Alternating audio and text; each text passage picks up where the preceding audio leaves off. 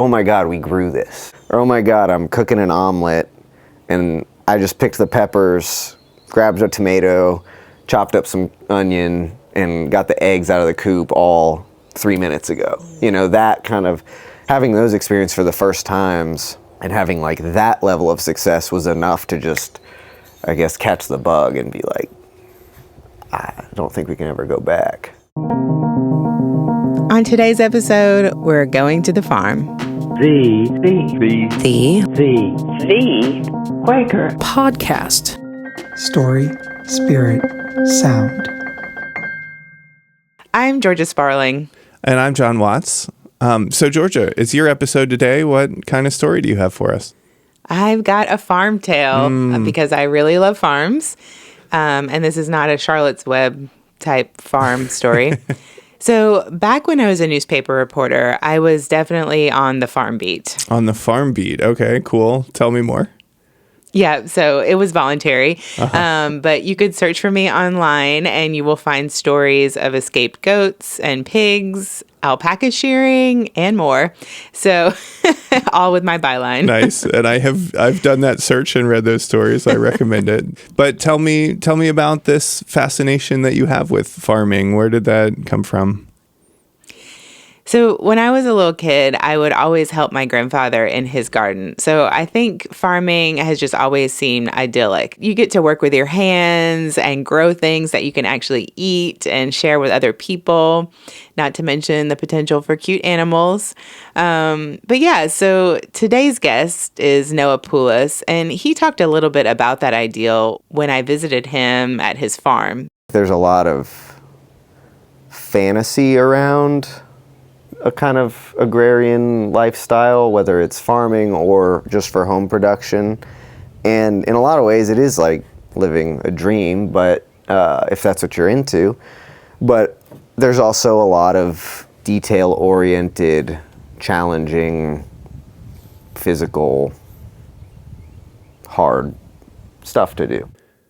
Yeah, that sounds familiar. I know a lot of folks my age who had this kind of dream and then, got into it and reported, like farming is hard.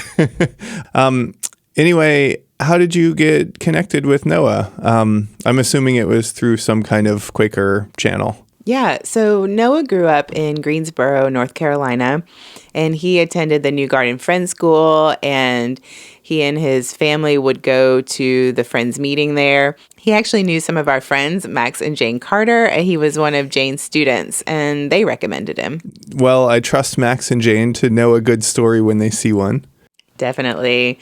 And I really love visiting Wild East Farm. That's what Noah and his wife Lyric have named their place. And I mostly asked him questions about farm life itself, but we did start out our conversation talking about some of the ways that Quakerism has influenced Noah. And I asked him about his experiences growing up in a Quaker environment. It evolves throughout the years, right? When you're 9, you're like fidgeting around, and then when you're 13, maybe you're kind of like trying to flirt with a girl nearby, and then maybe when you're 17, you're starting to like understand that silence is powerful and that it's going to stick with you, and then when you're almost 30 like me, you look back and you're like, wow, I'm really grateful, even through all those kind of funny stages of interacting with it as an adolescent. The impact down the road in my life has been big. I asked him how Quakerism has stayed with him through the years, and it was really that practice of silence at the meetings they had at school that stuck with him. I mean, it's even been tough for me at periods in my life to honor silence as a practice. It's an upstream battle to not be constantly distracted. And I think just cultivating that awareness around like silence is a thing you can be doing. I don't know, I think as a young man, I have a really strong tilt towards like productivity and doing stuff, and the fact that we would go out of our way and some might see it as like interrupting the school week to go have silence, was really a testament to this isn't a counterproductive, inefficient use of time, like that kind of, Protestant mindset. It's like, this is a way to be a whole person. And so having that as a weekly practice growing up, even in times of my life where I've slipped into being more distracted than I'd like, there's always just a reminder there. I love this. I've heard from so many people who grew up going to a Quaker school that experience of weekly silent worship has had such a profound and long-term impact on them. Yeah, and I think, as we'll learn later in the story, that silent worship has come back to Noah in a way since he began farming. I asked him why he even picked up farming to begin with, and he said he'd always had a sort of kinship with the outdoors, even though he didn't grow up in any sort of agricultural environment. He had a, quote, pretty standard suburban youth lifestyle, but then he studied ecology in college, so that was obviously a big part of why he ended up in farming. But I also have to think that his early experiences with Quaker silence helped him to grow into that calling. Yeah, well, I'm looking forward to hearing more about it in your visit with him. Yeah, so let's go to Wildy's farm, shall we? Let's do it. Noah forgot I was coming to the farm, which is pretty obvious by his extremely confused face when I arrive. He says he forgot to look at his Google Calendar that morning, and of course, the one day he does that, here I am. Although he may have forgotten our meeting today, it's clear that Noah doesn't leave a lot to chance when it comes to his farm. And like any good farmer, he rolls with the unexpected, shakes my hand, musses his hair, and invites me to have a seat on the porch. But before we get into how this farm came to be, I want to fast forward to my favorite part of this visit. By way of introduction. Hello.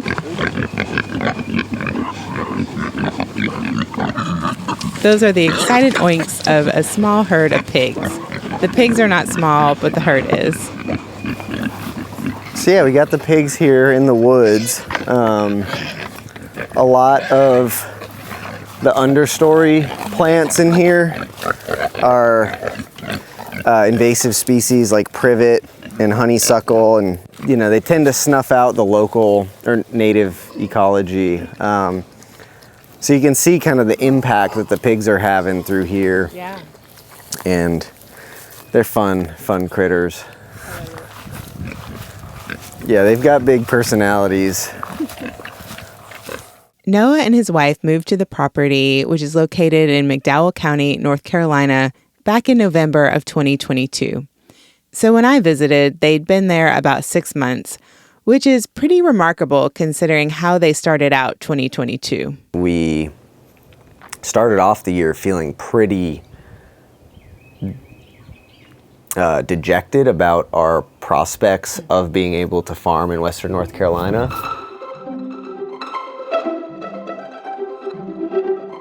Lyric was away in Asheville the day I visited, where she runs a farmer's market part-time, so I didn't get to meet her.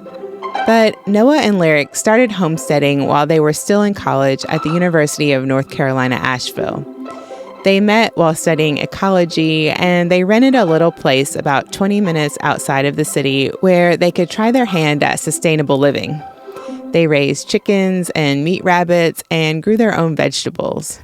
In those years that we were overlapping our studies with our budding homestead, something clicked in both of our heads of we could produce our own food, engage with the community in a meaningful way, and get to be ecologists every single day.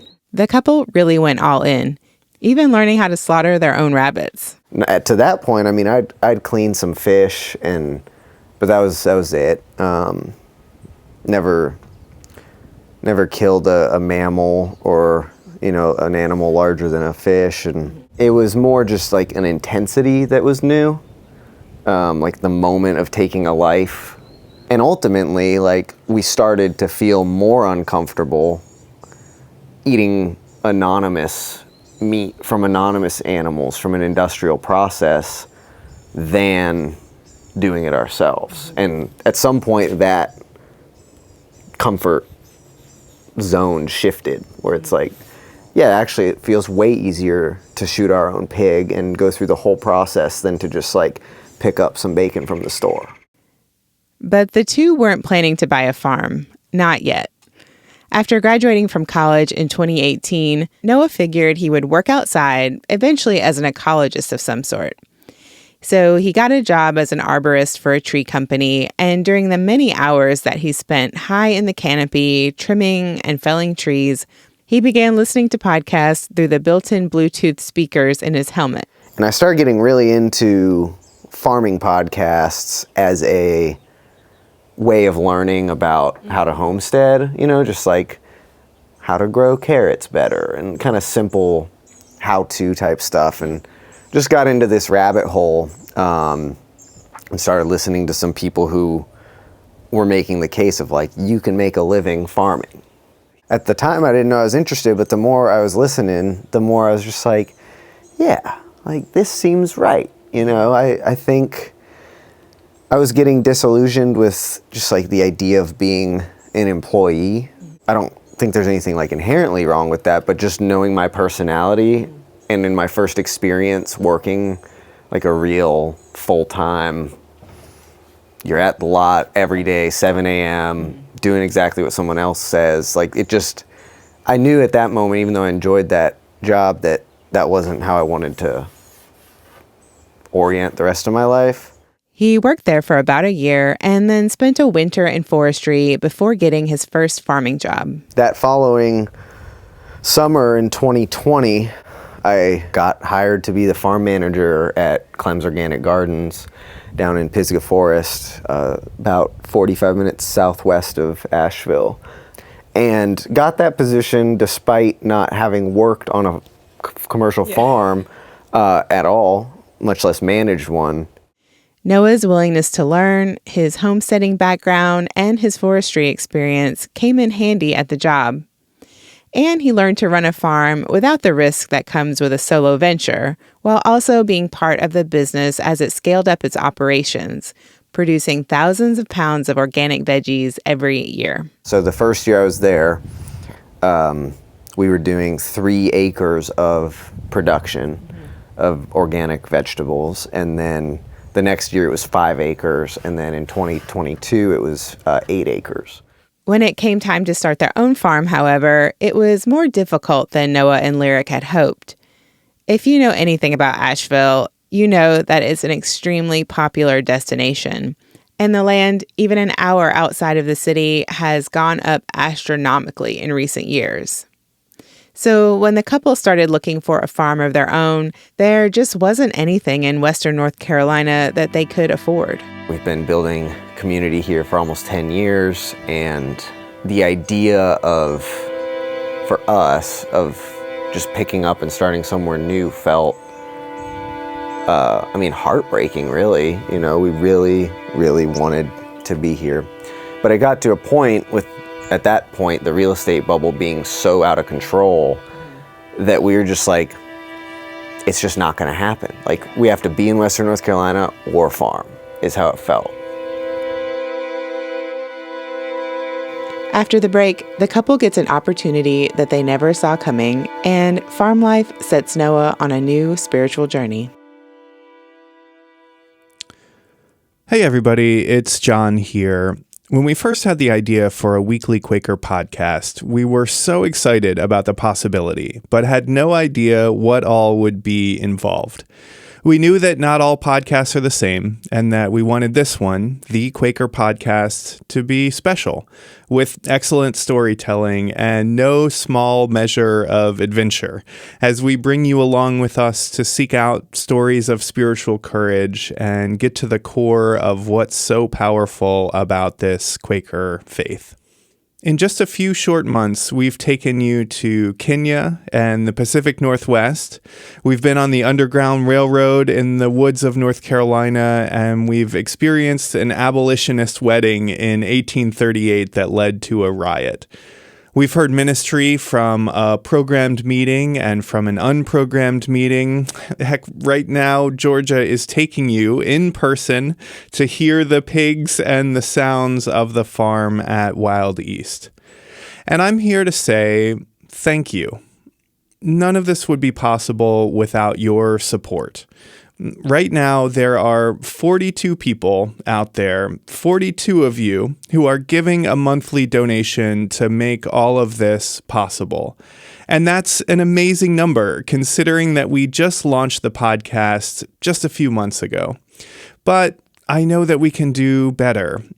If you've been listening regularly, or if you're just now tuning in, we would love it if you would consider joining those 42 patrons in helping us create media that lifts up stories of spiritual courage and shows us an alternative possibility for the world.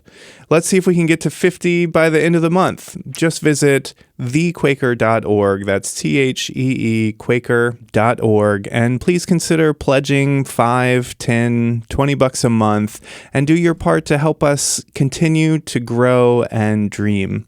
Thanks so much, and back to Georgia. All right, welcome back. Before the break, Noah and Lyric had gotten to the point where owning a farm had begun to seem impossible. And it kind of was. There was one property that they looked at, just over 40 acres with a broad expanse of fields, some trees, all tucked into a beautiful little valley. It was one of the places we saw where we were like, we can't afford a farm. This place felt like a farmer should be here, right? And at the price it was listed at, that was unrealistic. But they hadn't totally lost all hope. We wanted the next place to be the forever place. And that's why we were pretty hard set on owning.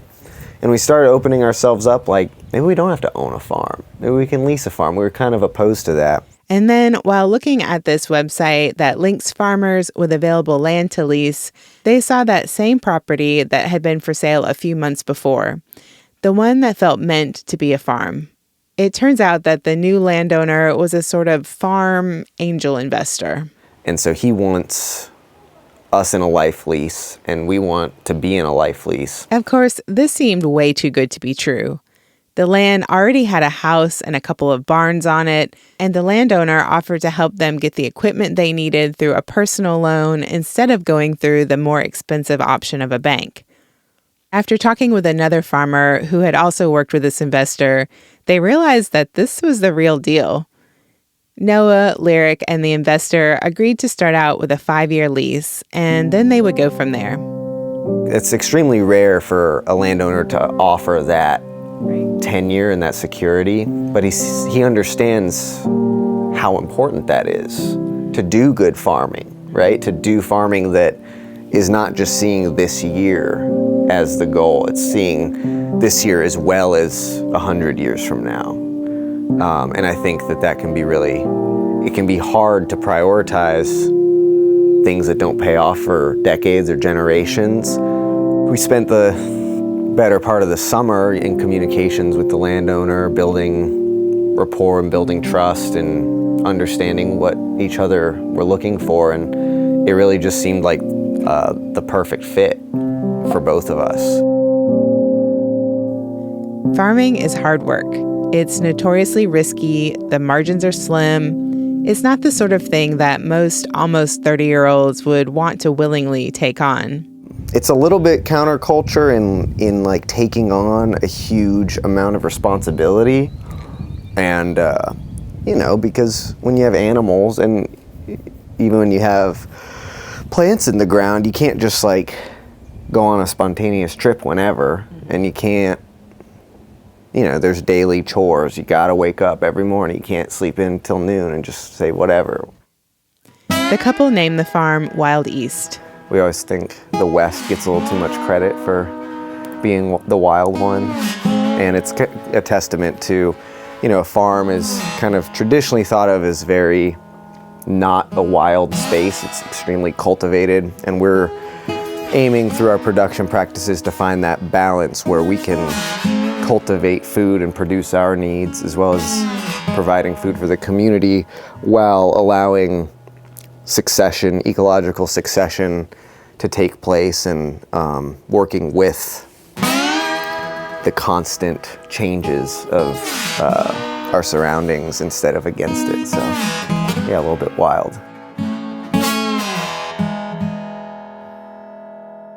I'm conducting this interview outside on the couple's front porch. And from our vantage point, we can see much of the land that the couple has already begun to farm and that they plan to farm in years to come. The whole farm is 44 acres. So it's about half flat, open bottomland pasture, and then about half mixed woodlands and some hilly pastures too. Noah explains that they're taking a mixed enterprise approach to their farm. Part of our farming philosophy is having a willingness to adapt to circumstance. So we're more attached to our values and principles of ecological farming than any one enterprise. So what our farm looks like is going to certainly shapeshift over time to meet our needs and the circumstances. This year, we decided to start with a market garden growing annual vegetables, pastured meat birds being chickens and turkeys, as well as pigs. And so part of our thinking in choosing those three enterprises to start is across three enterprises, our risk is spread out, right? The likelihood of catastrophe across all three is extremely low, as well as being quick returning enterprises.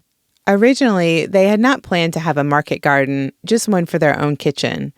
But then they heard about the Foothills Food Hub that operates out of the nearby town of Marion. It's a nonprofit that has a significant amount of funding solely to purchase food from farmers in the county and redistribute it to folks at no cost. So, we got in contact with them, and it became clear like they have enough money to purchase pretty much all of what we want to grow this year, and then that food is going straight into the homes of folks here in Marion and around that, the cost of local organic food is typically prohibitive. Yeah. So we shifted focus. We're like, okay, yeah, let's do vegetables too. That fits right now. Are we married to doing it forever? No. It's very easy to get too idealistic and have that kind of harm the viability of a business. They've already got a robust garden when I visit in April. Rows of vegetables planted in lush, dark compost are already springing up, some nearly ready for harvest. We got lettuces, turnips, spinach, some cilantro coming up, radishes, Asian greens. We're growing collards and kale. You might notice a little bit of a different quality in the audio of the next clips. That's because I called Noah up after our initial interview for some follow-up questions. And when I did, he told me that the process of establishing the farm has stirred up a consciousness of the divine that he never had before. It's actually something I've been internalizing and reflecting a lot on over the last several months, more than the previous several years before. And yeah, touching on the faith of starting a farm and kind of leaping into a place of trust with the universe, because it's a challenging thing to do and there's a lot of risk to it, and it's the type of thing that, because it's not as straightforward of a business venture as a lot of other things that you could do, it requires a lot of faith, not only in yourself, but in trusting that elements outside of your control will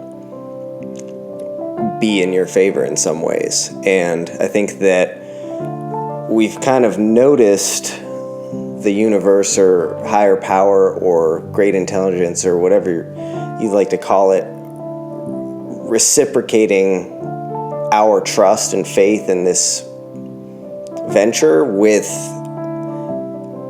gifts that we couldn't have foreseen.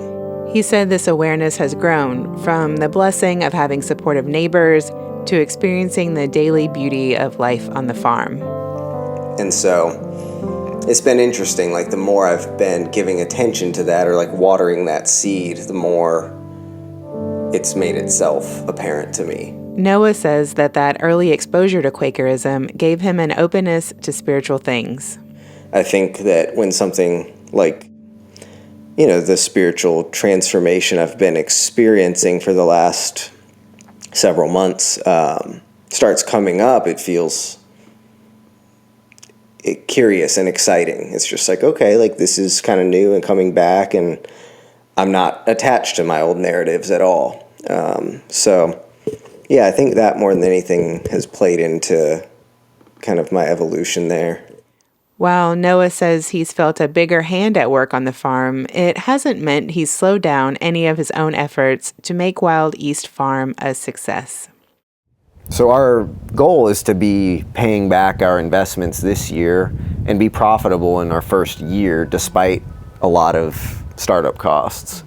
And that can only really be done through doubling down on quick returning enterprises that fit the context of, still having animals on the pasture and kind of utilizing the gifts of the certain animals to suit the needs of the landscape. They've also really been looking ahead.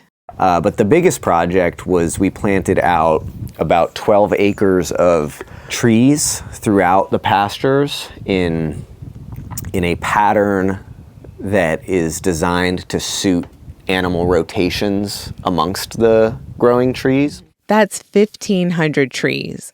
Hearing him talk about this is pretty amazing, and it's even better to see it in person. There are arcing rows of small apple, pear, hazel, persimmon, mulberry, and pawpaw trees. The trees are scrawny now, but one day this will be a large field full of huge trees, animals, and other crops, all living in a symbiotic relationship designed by Noah and Lyric. When you have hundreds of trees kind of sharing the load in a pattern where there's always shade, the shade also provides microclimates for a broader array of grass species to grow. You can have a longer window of good forage for your animals. And some people have even had success in some climates just not feeding hay to their cows and sheep and ruminants at all, which to a lot of folks is kind of unheard of. There are also plans to extend the growing season by installing low-tech greenhouses that will allow them to grow food throughout the winter. It's a pretty amazing vision. I mean, I know very little about farming, but it seems like Noah and Lyric have thought of everything, at least as much as humanly possible. Everything on the farm is designed for flexibility, longevity, and sustainability. Plus, it seems like they're having a lot of fun, and they still have so much room to grow. Literally acres and acres. I get to essentially be a field ecologist still and interact with plants and animals and learn about physiology and behavior and all these things I'm really interested in from the ecological perspective, and also produce my own food at the same time and produce food for the community and have a meaningful interaction with the community.